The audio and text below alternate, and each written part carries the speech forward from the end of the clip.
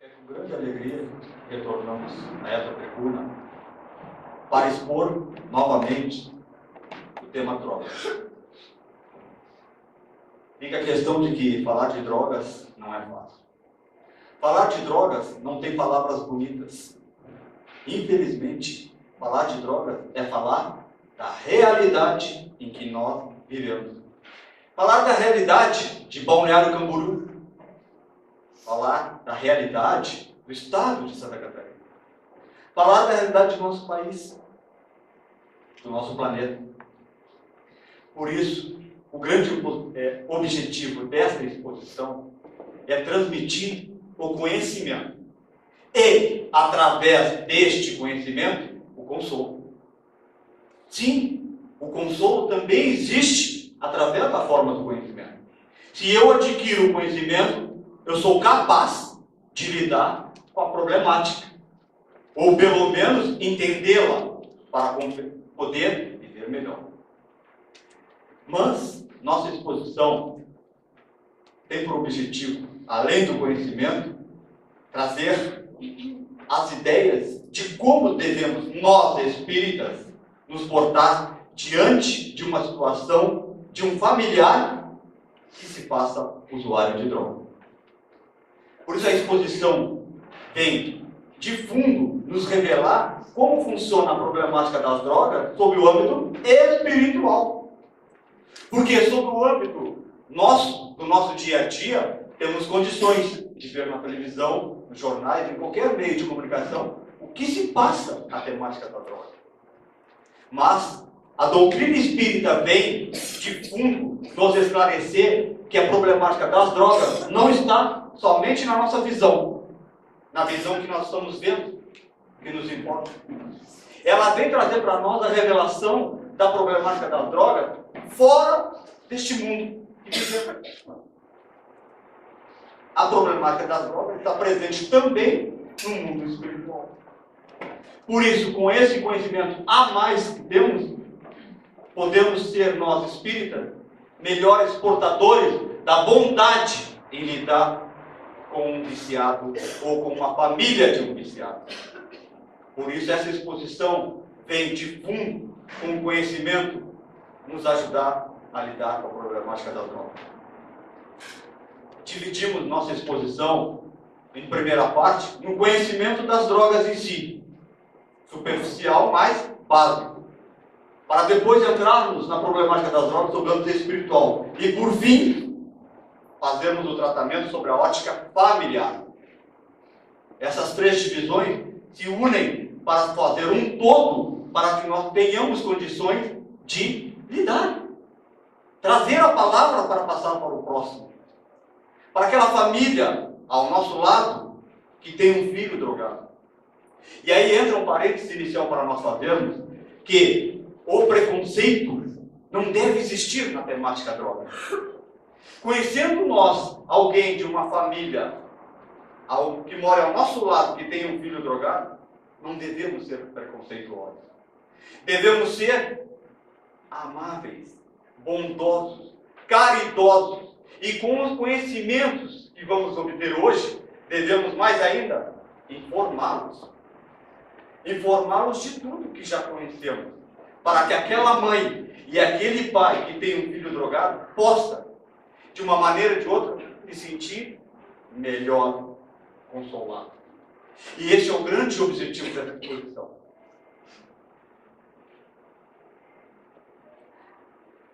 Definição. Droga é muito simples, é básico. Qualquer um pode ter esse entendimento. Droga é uma droga e ponto final. Olhamos o significado da palavra droga, coisa ruim, algo que nos prejudique. Esse é o mesmo significado de droga. Sob o âmbito técnico, droga é toda a substância que nós colocamos, ingerimos em nosso organismo, modifica o seu funcionamento normal. Isso é droga. E aí entra álcool, cigarro e as outras drogas também que nós conhecemos. E elas são divididas em dois tipos: as lícitas, ou legais, e ilegais. Né? As legais são aquelas que a gente pode adquirir, comprar e usar, que não há uma lei que nos proíba. E as ilegais são aquelas que há uma lei que não permite tão pouco uso como a venda. As drogas legais são os cigarros, o álcool, os remédios. E as ilegais são maconha, cocaína e outros derivados. Vamos falar um pouquinho de cada uma para nós termos uma noção. E deixamos na exposição a gravura do que é a maconha, que é uma planta que depois de processada transforma-se em uma droga que é fumada, possuindo efeitos alucinógenos. Que no nosso país existe um projeto para a liberação da maconha, que, graças aos bons espíritos, está engavetado há muitos anos.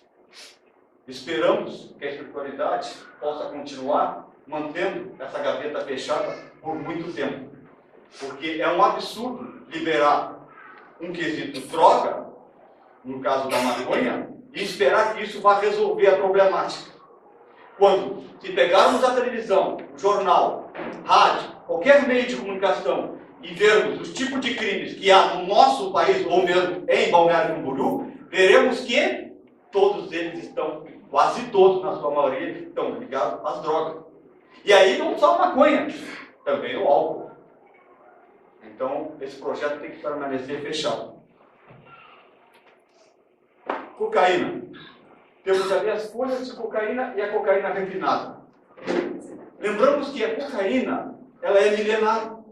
Existia e existe nas regiões do Peru, da Bolívia, da Colômbia, da Venezuela, usada pelos incas, pelos índios daquela região há milhares de anos, como forma de eles, ao irem trabalhar no campo, mastigar a folha de cocaína para tirar o quê? A sua fadiga, o seu cansaço, para eles não terem problema nas alturas.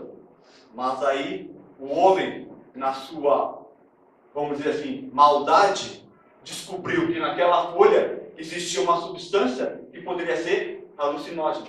E através de fatores químicos, consegue processar e transformar neste pó que é a droga. E o crack, que nada mais é essas pedras, hoje muito comum em todo o nosso país, inclusive chegando a cidades de interior, cidades pacatas, cidades que nunca tinham outro tipo de droga. E o crack nada mais é que uma droga muito mais poderosa no seu efeito viciante. O indivíduo que tem um metabolismo fraco pode, de uma maneira ou de outra, se tornar viciado de crack na primeira fumada dele, no primeiro uso de cachimbo dele. Pode. E para sair do crack é muito mais difícil do que para sair da maconha. Muito mais difícil do que sair até do álcool. Por causa dos seus efeitos devastadores no cérebro. Êxtase também está muito na moda, que é uma droga feita, sintética, feita em laboratório. Também, vamos dizer, um lado seu, através da maldade do homem, que produziu substâncias químicas que têm efeito de droga, alucinógeno, estimulantes. Isso é muito comum nos bares da Praia Brava, muito comum. E a gíria entre os usuários e os traficantes que vendem nos bares é: você quer uma bala? O que você quer? Você quer um sorriso? Você quer um smile? Você quer um carrinho? Então o próprio comprimido já representa a droga.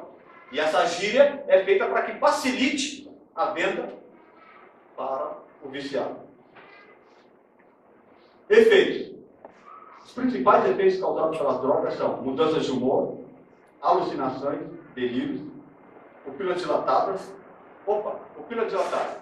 Se eu olhar para o meu filho e ver que a sua pupila está dilatada, ele fez uso de droga? Não necessariamente. Não necessariamente. Agora, todo indivíduo que fez uso de droga tem sua pupila dilatada. Olha a diferença. Existe determinado tipo de tratamento para um problema de saúde que eu posso ter minha pupila dilatada. Então, não estou tomando uma droga, mas estou tendo minha pupila dilatada. Agora, todo indivíduo que fez uso de maconha, de cocaína, de crack, de êxtase, tem sua pupila dilatada. Isso é fato. Angústias, psicoses e pânico. E depressões. Ora, os senhores me perguntariam, como que a droga, que funciona como um alucinógeno, um estimulante do sistema nervoso central, que é o nosso cérebro, estimulando os nossos neurônios, nos dando euforia, pode nos levar à depressão? De que forma? Então quer dizer, se eu cheirar cocaína, eu vou ter depressão em vez de estar estimulado? Não. E a gente vai entender um pouco como é que funciona a depressão ligada diretamente às drogas. Isso concluiu como um dos maiores transtornos de depressão ligados ao uso de drogas. E eles dizem, o uso prolongado de drogas estimulantes do sistema central, como a cocaína, faz surgir sintomas semelhantes a uma depressão leve. Isso acontece quando as drogas começam a perder o seu efeito ao serem metabolizadas e eliminadas pelo organismo. Ora, o indivíduo faz uso frequente de droga, de cocaína, por exemplo. 2, 3, 4, 5, 6, 7, 8, 9 dias seguidos. E já usa há muitos anos. Em determinado momento, ele para o uso de droga. Seu cérebro entra num descontrole de atividades que seriam normais, passa a ser anormal, e ele entra num processo depressivo. Por quê? Ele não está alimentando o seu corpo físico e diretamente o seu cérebro com as drogas. Ele não está entrando num processo eufórico, de alucinação, de delírio, de pânico. Ele está tentando voltar ao normal e não consegue. E o seu cérebro, então, se retém as substâncias dentro dele. No seu funcionamento normal, não consegue. E ele entra num processo depressivo leve. E seria mais ou menos assim. As características dessa depressão são isolamento, sensibilidade à luz, perda do apetite, perda da vontade de trabalhar. Temos esses 3 fatores, então, que nos ligam à depressão. Vamos estudarmos agora as consequências das drogas nessa teologia que a doutrina espírita nos explica e nos traz essa revelação de que somos espírito, perispírito e corpo físico. E que, dentro dessa trilogia, o espírito se comunica ou transfere para seu corpo físico todas as sensações através do perispírito. O que é o perispírito? O perispírito é um corpo sutil. É o corpo que é o elo de ligação das informações oriundas do espírito para o corpo físico e do corpo físico para o espírito. Então temos aí um detalhe fundamental de que o perispírito nada mais é do que um filme, uma máquina fotográfica, onde tudo aquilo que passamos, de bom ou de mal, ou de ruim, fica gravado naquele filme, vindo a prejudicar o corpo físico e o espírito. E aí nós temos a nossa primeira, vamos dizer assim, revelação de que as drogas atuam nos 3. No espírito, no perispírito e no corpo físico. Prejudicando os 3. Então, nós espíritas adquirimos agora um conhecimento extra, de que quem não tem este conhecimento pensa que as drogas prejudicam apenas o corpo físico do meu filho. O crack está matando o cérebro do meu filho. Está matando o cérebro, destruindo o cérebro do meu filho, manchando o seu perispírito e prejudicando a encarnação daquele espírito que está naquele corpo. Temos aqui um agravante, uma preocupação, sim, mas ao mesmo tempo um esclarecimento. O espírito, perispírito e corpo físico. Nós vamos estudar agora as consequências das drogas nesses 3 itens da nossa composição. Consequências ao corpo físico. Então temos aí inúmeras doenças que as drogas podem vir a causar no corpo físico de um viciado. Não estamos aqui querendo dizer que todas essas doenças, esses males, só as drogas causam. Não. Só que as drogas podem vir a causar, de acordo com o metabolismo daquele jovem que está fazendo uso de droga. O indivíduo que bebe é um alcoólatra, ele pode ter seu fígado prejudicado, vir a ter cirrose. Ele fez uso de uma droga legal e prejudicou seu corpo físico na área do fígado. Como o indivíduo pode ter problemas na área de gastrite e todos esses problemas que nós temos aqui. Nós temos aqui a imagem de um cérebro de uma pessoa normal, que nunca fez uso de droga, e o cérebro de uma pessoa que está sob efeito de cocaína. Nesse cérebro do lado direito, temos a ideia de como está o funcionamento de um cérebro de um indivíduo que acabou de fazer uso de cocaína.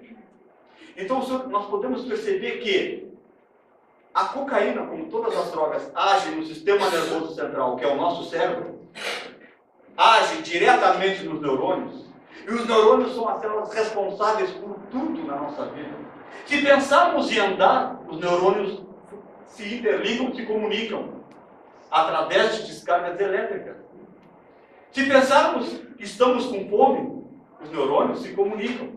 Se estamos com frio, se estamos com sede, tudo isso aí são processos de funcionamento e de comunicação dos neurônios. O nosso cérebro, quando está normal, está em plena atividade, o que demonstra aquelas luzes amarelas, aquelas imagens amarelas. E quando o indivíduo fez uso de cocaína, ele tem prejudicado o seu funcionamento normal do seu cérebro, passando a ele ter menos atividades neuroniais. Então, temos aqui uma ideia de como é o cérebro de alguém que fez uso de cocaína. Ele não está são de si. Ele não está conseguindo ter suas vontades e as suas atividades do seu corpo físico de forma correta. Temos aqui a foto também de um cérebro de um indivíduo que teve uma lesão causada por cocaína. Ora, os senhores me perguntariam, todo indivíduo que fez uso de cocaína vai ter essa lesão? Não. Não. Isso é um caso de indivíduo que estava usando cocaína diariamente há uns 15 anos. E que ele, pelo seu metabolismo, teve a área do seu cérebro afetada. Não necessariamente todo indivíduo que fez uso de cocaína por 20 anos vai ter o cérebro afetado dessa maneira. Cada corpo é um corpo. Cada metabolismo reage àquilo que colocamos dentro de nós. Consequência no perispírito, que é o corpo sutil, o corpo da união do corpo físico com o espírito, temos aí então um entendimento sobre um âmbito espiritual. De que maneira se dá? Vimos até agora a parte prejudicial no corpo físico, veremos agora no perispírito. Para isso, recorremos ao grandioso e saudoso Francisco Cândido Xavier, no seu livro Missionário da Luz, obra brilhante. Através do Espírito André Luiz, ele diz o seguinte, que o corpo perispiritual, o perispírito, que forma os elementos celulares, está fortemente radicado no sangue. E o sangue é elemento básico de equilíbrio do corpo perispiritual. Ora, André Luiz nos traz uma revelação também muito importante. De que? Qual? De que o nosso perispírito, que é aquele corpo que está na ligação entre o espírito e o corpo físico, está enraizado no sangue, ligado célula a célula. Ora, se o indivíduo pega uma seringa com cocaína e injeta na sua veia, ele está o quê? De imediato ferindo o perispírito. De imediato. E André Luiz prossegue, através de Chico, novamente, no livro Evolução do Mundo, que os neurônios também guardam relação íntima com o perispírito. Ora, temos duas revelações. Os neurônios e as células do sangue estão diretamente ligados ao perispírito. Falamos agora há pouco de que todas as drogas agem no sistema nervoso central, que é composto por bilhões de neurônios. Se eu injeto a cocaína, ela entrou pela corrente sanguínea e foi para o meu sistema nervoso central, prejudicar, interferir no funcionamento dos meus neurônios. E aí nós voltamos para aquela foto do cérebro prejudicado, naquela área. Foram mortos os neurônios naquela região, através do uso contumaz de cocaína. E ele conclui que a agressão das drogas ao sangue e às células neuroniais também refletirá nas regiões correlatas do perispírito, em forma de lesões e alterações, prejudicando diretamente o espírito que a ele se liga. Olha só, além de causar lesões no perispírito, já prejudica o espírito, dificultando nele, no espírito, a sua comunicação. Se ele mancha o perispírito, ele deixa o espírito que está ligado àquele corpo físico atrapalhado, prejudicado, sem poder se comunicar de forma correta com o seu corpo físico. Por vezes o consumo de drogas se faz tão excessivo que as energias oriundas do perispírito para o corpo físico são bloqueadas no seu curso e retornam ao centro de força. Então nós temos as condições, nós temos nossos chakras coronário, frontal, laríngeo, que faz a ligação do perispírito com o corpo físico para mantê-lo saudável, estável, equilibrado.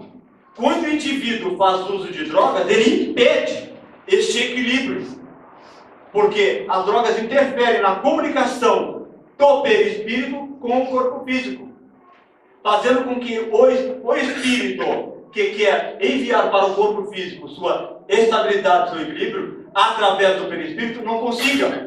Por quê? A força, a mensagem que o espírito quer transmitir, retorna, não vai até o corpo físico. Isso é muito interessante para nós entendermos o quanto é prejudicial o uso de drogas. Afirma Joana de Ângeles, através de Divaldo Franco, que no perispírito a droga provoca desequilíbrios eventualmente possíveis de se estenderem à erraticidade, ao plano espiritual e mesmo a diversas reencarnações. Então, Joana, na sua psicologia, vamos dizer assim, de forma real, transparente, também fala o que André Luiz disse através de Chico Xavier, de que as drogas provocam problemas para o espírito, tanto no mundo espiritual, como nas próximas reencarnações. Veio o indivíduo lesado em seu corpo físico numa próxima reencarnação, porque fez uso de droga em uma anterior.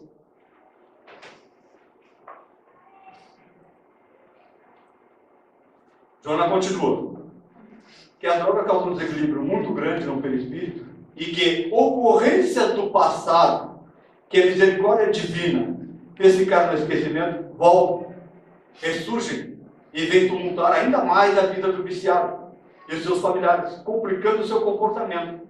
Olha a revelação brilhante que Joana nos traz. Deus, nosso Pai, na misericórdia divina, deixou ou nos possibilitou a nós, espíritos, hoje encarnados, o esquecimento. Que esquecimento? O esquecimento de quem foi o nosso pai em vidas anteriores, de quem é aquele filho difícil, de quem é aquela esposa difícil, para que nós, na nossa simplicidade de não sabermos quem é o nosso filho, quem é a nossa esposa, quem é o nosso pai, possamos amá-los, abraçá-los e viver em harmonia, para que no seio familiar consigamos nos ajustar. E além de nos ajustar, evoluir. Os Espíritos já dizem que no seio familiar está as nossas dificuldades nas encarnações.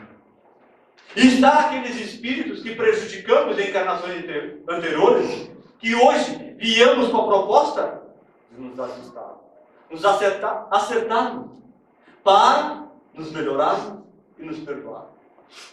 Aí o indivíduo que faz uso de droga tem esse esquecimento aflorado. Abrimos um parênteses aqui para dizermos que não necessariamente todo jovem ou pessoa que faça uso de droga vai ter o seu esquecimento do passado florado, jogado para fora. Não.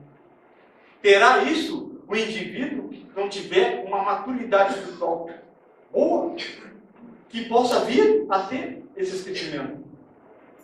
Não necessariamente isso é regra, mas pode vir a acontecer, como Joana está nos dizendo. Então nós temos um exemplo para citarmos. Quando uma mãe nos relata que meu filho, aos 15 anos, ainda me abraçava, me beijava, trocava palavras de carinho comigo. Sempre conversava comigo, sempre me abraçava. Sempre saía de mãos dadas comigo. Hoje, aos 17, não pode me ver. Quer me bater? Tem repulsa por mim. Podemos estar aí com um caso de ocorrências do passado voltando. O esquecimento que estava dentro dele pode estar aflorando e o jovem nem mesmo sabe o que está acontecendo. Nem mesmo entende porque não consegue mais abraçar sua mãe. Nem mesmo entende porque não consegue mais ficar com ela. Isso é muito interessante e acontece muito. E muitas mães reclamam disso. De que seus filhos se modificaram. Deixaram de ser o que eram. E aí entra o quesito próximo. Isso aí é uma dificuldade muito, vamos dizer assim, agravante para podermos tratar esse jovem. De que forma vamos tratar ele se ele já tem essa repulsa? Se ele não quer a ajuda da mãe? É complicado. E Jonas conclui. Se o encarnado não tiver uma personalidade bem sólida, ele descamba para a loucura. É a porta aberta para o processo obsessivo. Abre-se as portas. Vamos estudarmos agora as consequências ao espírito. Vimos ao corpo físico, ao perispírito e agora ao espírito. Recorremos também a Francisco Cândido Xavier, através do espírito André Luiz, no livro Nos Domínios da Mediunidade, no capítulo 15, ele diz o seguinte: o mentor Aulus fala para André Luiz e dita a Chico, segundo os quais as dolorosas reencarnações de viciados a bordo dos corpos apresentando o mongolismo, a hidrocefalia, a paralisia, a cegueira, a epilepsia secundária, o idiotismo, o aleijão de nascença e muitos outros recursos angustiosos, embora, mas necessários, que funcionam já a partir do berço em benefício de mentes em desequilíbrio, através dessas provações obrigatórias. Ora, vamos fazer um resumo do que André Luiz coloca de forma, vamos dizer assim, completa. Em primeiro lugar, toda aquela criança que é um deficiente mental fez uso de droga? Não necessariamente. Não necessariamente. Pode ter tido outro tipo de problemas que possa vir deficiente mental nessa vida. Mas pode sim, as drogas, como no caso daquela foto que nós vimos do seu cérebro manchado, prejudicado, vir ela nascer numa outra vida, numa próxima encarnação, deficiente mental. Ótimo. Ele diz ali, além das outras doenças. E ele fala adiante, funciona como recursos angustiosos, embora necessários, necessário, através de provações obrigatórias. Então, diríamos assim, o que é de útil para um espírito que fez uso de drogas numa encarnação anterior, voltar numa próxima vida deficiente mental? Qual é a utilidade? Qual é o benefício que vai ter esse espírito? Muito. Deus, na sua misericórdia divina, permite que se venha esse jovem deficiente mental para que ele, impossibilitado de fazer uso de drogas, possa agora vencer nessa vida. Não terá ele capacidade mental de pegar uma seringa, colocar cocaína e se injetar. Estará ele vetado, impossibilitado de fazer uso de droga. Terá ele, nessa encarnação, a possibilidade de limpar seu perispírito, tirar aquela mancha que ele fez numa encarnação anterior, através do uso de droga. Então, é sim para o espírito viciado, contumaz de outras encarnações, vir hoje deficiente mental, um alívio, um benefício, uma ajuda. Cairá para os pais que recebem um filho assim, as provações obrigatórias. Passar por aquilo. E ao mesmo tempo, amar aquele filho deficiente mental. Para que ele, se sentindo amado e recuperando o seu perispírito através da doença, vença e progrida.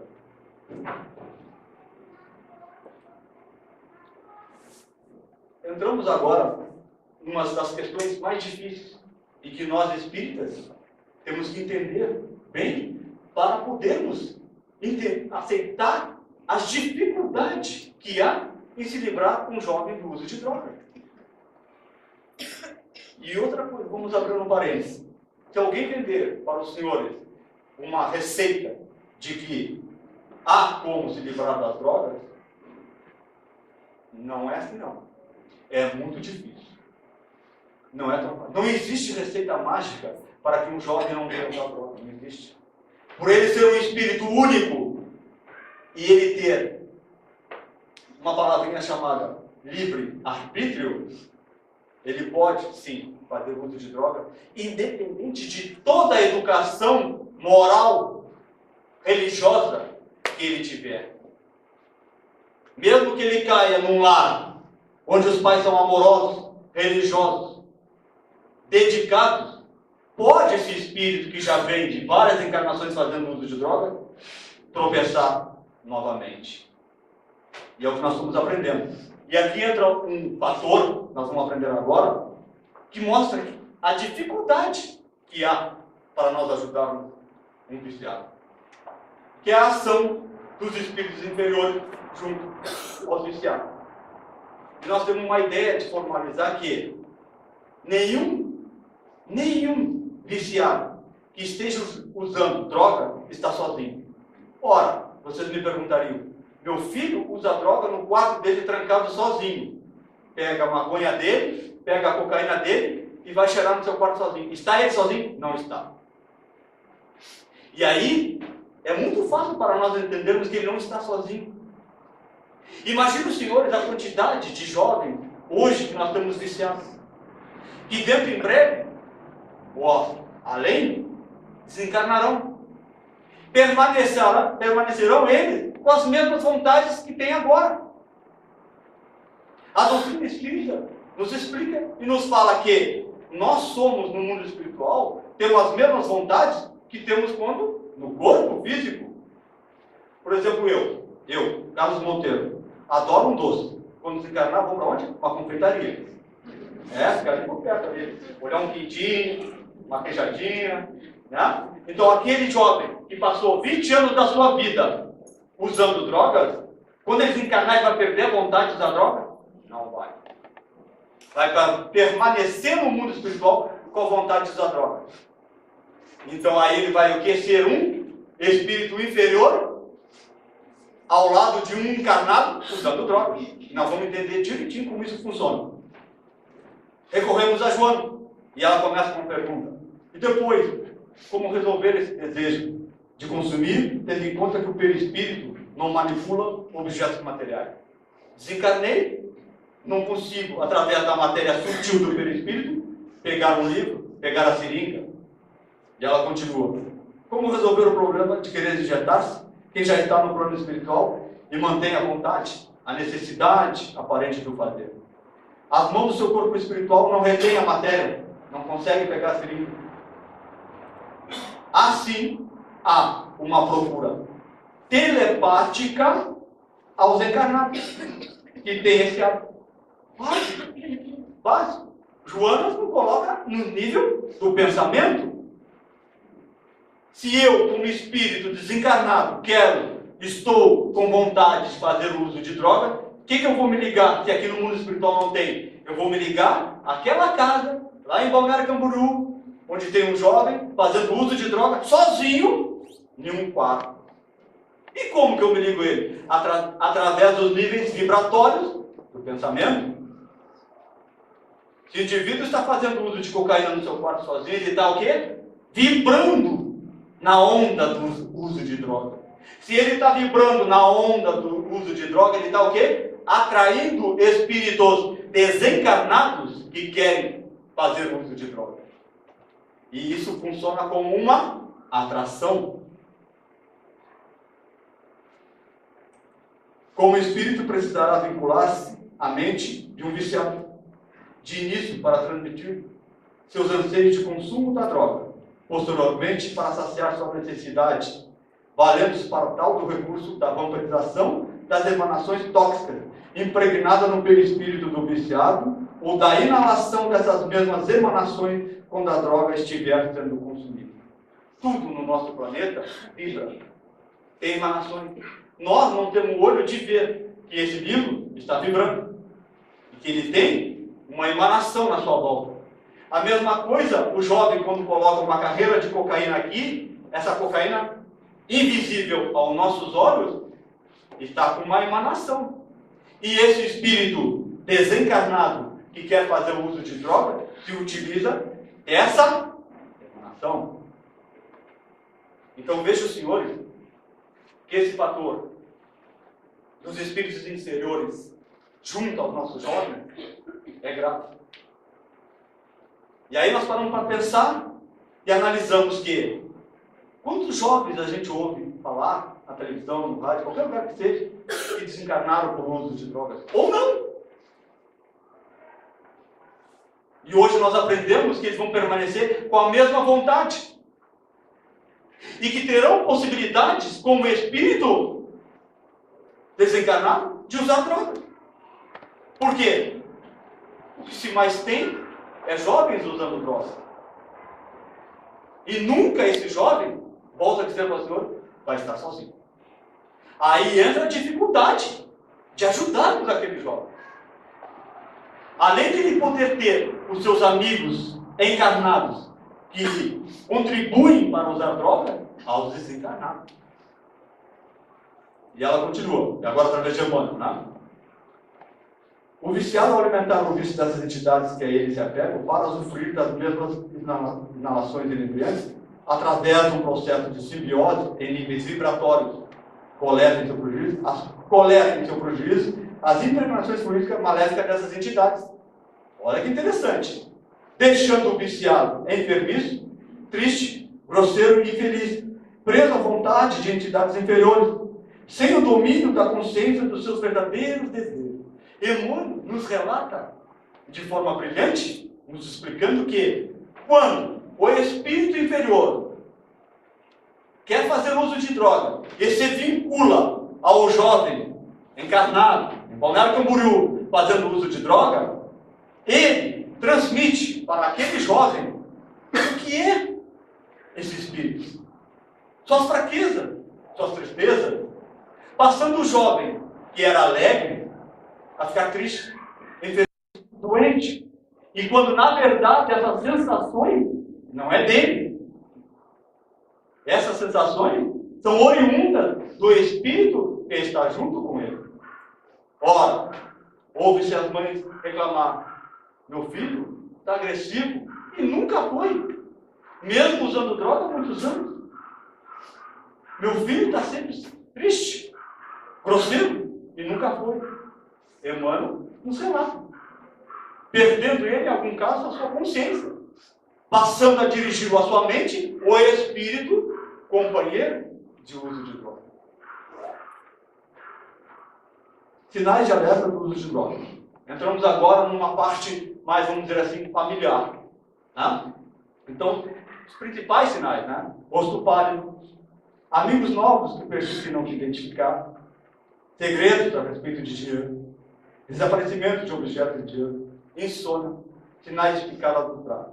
Ora, temos esses fatores, esses sinais todos, para que nós, pais, nos preocupemos, em primeiro lugar. Em segundo, verifiquemos, para depois concluir. Irritabilidade e mau humor, não cuida da aparência, recusa a tarefa, desinteresse pelos estudos, queda no rendimento escolar, perda de peso, pensamento desordenado de memória prejudicado. Então, inúmeros fatores. No canto da memória, é fácil de analisar, porque as drogas atuam no sistema nervoso central. Atuam nos neurônios, prejudicando o seu funcionamento. Fatores predominantes que levam ao uso de drogas. Fatores, vamos dizer assim, mais fortes, que podem colaborar para o indivíduo usar droga. Não necessariamente o indivíduo vai usar qualquer fator, mas podem colaborar, ajudar. Problemas familiares, ociosidade, amizades virtuais e curiosidade. Ora, curiosidade? Sim. Em meados de 1995, eu fiz uma pesquisa nas escolas de segundo grau de Itajaí, Alexandre, Vitor Merelli, em que eu propus um questionário de identificação para os jovens do terceiro ano do segundo grau, que eles marcassem quais os motivos que levaram a usar droga. E algo em torno de uns 40%, o maior índice deu curiosidade. Ora, curiosidade? Sim. Curiosidade. Qual é a curiosidade? A curiosidade é quando o jovem, ainda sem conhecimento da problemática das drogas, vê uma propaganda ou um filme de alguém usando droga, a sua curiosidade que estava adormecida é estimulada. E ele, imaturo e sem conhecimento, parte para o conhecimento através da curiosidade, fazendo uso.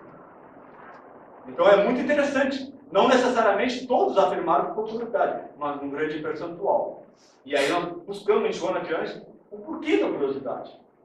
E ela diz, Joana de Anjos através de Divaldo Franco, que no livro Após a Tempestade, que o jovem, estimulado pelo receio de enfrentar dificuldades, ou motivado pela curiosidade decorrente da falta de madureza emocional, inicia-se o homem no uso dos estimulantes, sempre efetuado. Aqui se entrega inerme, deixando-se arrastar desde então vencido e desistiu. Então Joana diz, com a falta de madureza emocional, preparo daquele espírito para ter o contato com drogas, ele vai ao estímulo da sua curiosidade. Então a curiosidade é um fator predominante. O que diz o Espiritismo da busca do jovem pelas drogas? Jorge Andréa, no livro Psicologia Espírita, volume 1, diz que os viciados são almas primitivas, internadas temporariamente na carne, e com poucas condições psicológicas na avaliação das responsabilidades. Com isso, desejam sonhos e caminhos sem luta. Esbarram na inconformação e nos desalentos dos possíveis roteiros fáceis na busca dos prazeres da vida. Ora, Jorge Andréa traça os viciados como almas primitivas, almas que ainda não são capazes de dizer não, e não são capazes de usar seu livre-arbítrio no direcionamento das drogas. Então, o indivíduo que vê inúmeras encarnações fazendo uso de droga é um espírito que está lutando consigo mesmo, para deixar de ser primitivo e crescer, para poder lutar contra as drogas. Mas é difícil. Joana também fala, através de Divaldo, que o adolescente faz a opção pelas drogas quando se sente impossibilitado de autorrealizar-se, geralmente por causa de uma família aprovação, porque foi desprezado em casa, não foi qualificado como ser humano, vive uma desarmonia psicológica e o seu mundo interno não está bem, que é os conflitos familiares. É sim um lar desajustado um fator propício para o meu filho usar droga? É sim. Um lar desajustado tem grandes possibilidades do seu filho vir usar droga. Um lar ajustado não tem possibilidade? Tem, mas menores. Onde há religião, onde há estrutura dentro do lar, onde há amor, onde há carinho, onde há abraços, este lar vai impedir que o filho usar droga? Não, mas ele vai o quê? Ajudá-lo e dificultá-lo ao uso de droga. Quando o lar prejudicado, desarmonizado, facilita ao jovem usar droga. Responsabilidade da família segundo o Espiritismo. Será que o pai e a mãe são responsáveis? Não existe culpados. A família é parte do problema e, como tal, é parte da solução. Ora, o pai e a mãe não são culpados pelos filhos da droga? Não. Nós, da doutrina espírita, conhecedores da doutrina espírita, sabemos que somos espíritos individualidades diferentes uma da outra. Temos 2, 3, 4 filhos com personalidades diferentes um do outro. Somos espíritos com maturidades diferenciadas, com vivências diferentes. Por isso, temos ainda o livre-arbítrio para que um e o outro use de acordo com o que é capaz. Então, o pai e a mãe é corresponsável nas facilidades que propicia para o jovem vir a usar droga. Facilidades. Eu dou a facilidade, mas ele usa o seu livre-arbítrio para decidir se quer ou não. Diz o Espírito Joana de Anjos, no livro SOS Família, que os deveres dos pais em relação aos filhos estão escritos na consciência. Nascem pai e mãe, quando forem, já inscrito na sua consciência seus deveres para com os filhos. Cabe a eles utilizar ou não. O mito da boa convivência faz com que a família não reconheça nenhuma necessidade de mudança na sua dinâmica.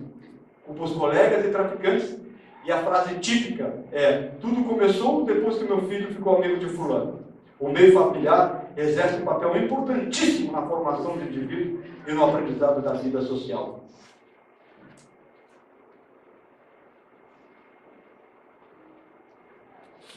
Ora, a família é a base da estrutura que se tem o espírito naquele seio para evoluir e concretizar sua encarnação de forma correta. Medidas de ajuda. Evangelho no lar. Aí os senhores me perguntarão: como fazer evangelho no lar se o meu filho usa cocaína todos os dias? Que eventualmente ele está em casa. Eu não vou fazer. Eu faço todos os domingos às 8 da noite. Como no domingo ele nunca está em casa, está usando droga às 8 da noite, não tem como ajudar. Errado. O evangelho no lar funciona independente do necessitado estar presente ou não. Posso eu fazer o evangelho e direcionar as vibrações e a ajuda para o meu filho em qualquer lugar que ele esteja. Mas posso também mudar o dia do meu evangelho para o dia que o meu filho pode estar em casa e que eu sei que ele não fez uso de droga. Ah, mas eu convido ele e ele não quer. Tudo bem. Convide pelo menos. Se ele não quer, direcione os pensamentos e as vibrações para ele. Isso é importante e ajuda bastante. Segundo, dirigir o viciado e seus familiares à casa espírita mais próxima, para que eles sejam colocados à disposição dos recursos socorristas do tratamento espiritual, paz, obsessão, água purificada, atendimento fraterno, reforma íntima e palestras públicas. Claro, quando ele está disposto, se eu consigo, no momento de paz, de harmonia, convidá-lo, se ele vem, tudo bem. Devo eu, sim, como espírita, respeitar seu livre-arbítrio. Terceiro, tarefas voluntárias. Esse é um dos melhores remédios. Esta é uma das melhores ajudas que o jovem tem. Imagine o senhor que aquele jovem, quando não está sob o uso de droga, e eu consigo convencê-lo aí nos lar dos idosos, aqui em Balneário Camboriú, para que ele possa trocar umas palavras com aquelas pessoas, com aqueles idosos que estão lá, estará ele longe dos espíritos desencarnados que querem que ele use droga. Porque naquele momento ele está fazendo um ato de amor, de bondade, de caridade. Então naquele momento ele está o quê? Numa redoma, isolado da influência dos espíritos desencarnados, dos espíritos que querem usar droga. Está ele sendo restabelecido o seu corpo físico pelos espíritos benfeitores que querem lhe ajudar. Então temos na tarefa voluntária, qualquer que seja, um santo remédio. Levar o jovem à evangelização. Levar o jovem à evangelização aos 18, 17? Não. Levar o jovem à evangelização desde pequeno. Para que ele cresça sabendo os preceitos de Jesus. Os ensinamentos de Jesus. Não necessariamente na doutrina espírita, se conhecemos alguém que não é espírita. E sim, em outra religião também. Para que o jovem cresça sabendo o que fez Jesus. O que foi quando esteve na terra. O que exemplificou. Crescerá esse jovem imune ao uso de droga? Não necessariamente. Mas terá ele, sim, capacidade de trabalhar seu livre-arbítrio e dizer não. Falar aos filhos da lei de ação e reação sobre a reencarnação. Sobre ação e reação e também sobre a reencarnação. Para que ele tenha consciência do que está fazendo e do que vai gerar os seus atos. Isso chama-se instrução. Sexto, e o que nós estamos fazendo hoje? Tomando conhecimento dos malefícios das drogas e depois passando para o nosso jovem, para o nosso filho, esses males. E a ajuda médica sempre, não só ajuda espiritual religiosa. A problemática das drogas só vai ter resultados benéficos bons para o viciado se houver lado a lado tratamento espiritual e médico. Não pode faltar psicólogo, psiquiatras, mas também não pode faltar religião. Caminho fundamental de ajuda aos pais. A trilogia dos erros. Educar, exemplificar e evangelizar. Esses três itens são fundamentais para que possamos passar para os nossos filhos desde pequeno. Para quando eles chegarem na idade em que serão assediados pelos traficantes, terem ele uma estrutura, um embasamento para contestar. Escutar. Ouvir o que o jovem tem a dizer. Este escutar funciona da seguinte maneira, que eu costumo dizer. Chama-se aluguel de orelha. O pai e a mãe devem alugar a sua orelha de graça para o filho. Como? Fechando a sua boca e só ouvindo o que o filho tem a falar. Ouvir tudo. Não interromper no meio e não tentar corrigir no meio. Deixe seu filho falar. Ouvimos muitas reclamações de jovem de que meu pai não quer me ouvir, só quer brigar. Minha mãe não tem tempo para me ouvir, só quer brigar. Então, escutar é um fator muito importante. Quando o jovem sabe que ele pode falar e que o pai vai ficar escutando, ele se abre, ele fala. Mas quando ele sabe que se começar na primeira frase o pai já vai retrucar, ele nem fala. Educar e instruir. Sempre. Temos o conhecimento da problemática das drogas? Temos. Devemos passar para os nossos filhos? Devemos. Para que eles saibam o que está fazendo. Para dizer depois que não sabia, meu pai não me falou, minha mãe não me disse nada. Evangelizar, como falamos, direcionar o jovem a Deus. E isso falta muito nos nossos jovens hoje em dia. Em que os pais abandonam a religião, qualquer que seja, em prol do trabalho, em prol da matéria, em prol do dinheiro.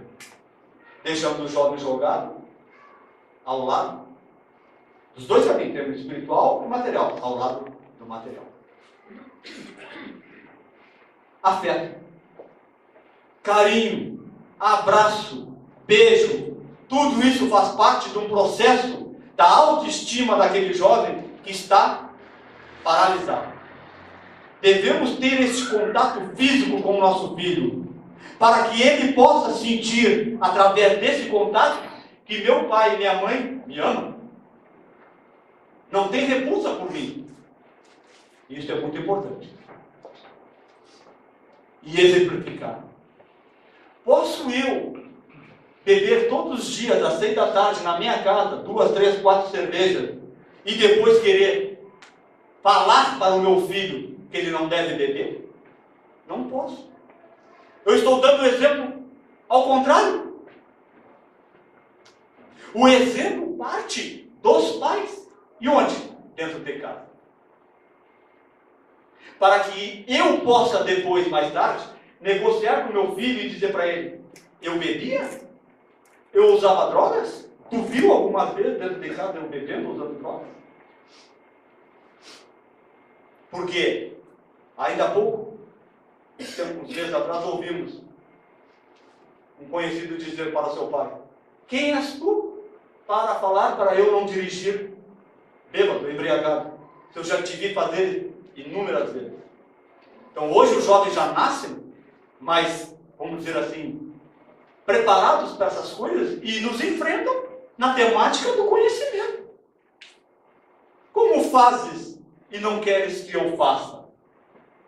Então o exemplo é papel fundamental. Divaldo fala muito disso. Fundamental na temática da droga. Fundamental. Concluindo a nossa exposição, estamos bem no tempo, né? Deixamos só uma advertência aqui dessa carta de uma jovem que morreu através das drogas, que ela deixa para o seu pai. Ela diz mais ou menos assim: obrigada, pai, pelo dinheiro que o senhor me dá. Com ele pude ter carro do ano, celular, viagem na Disney, viagem na Europa e roupa de criança. Pude ainda frequentar os motéis mais caros da cidade, comprar cocaína, crack e ter noites alucinantes.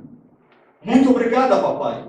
Mas tudo que eu desejava não era a gorda mesada que você me dava todos os meses.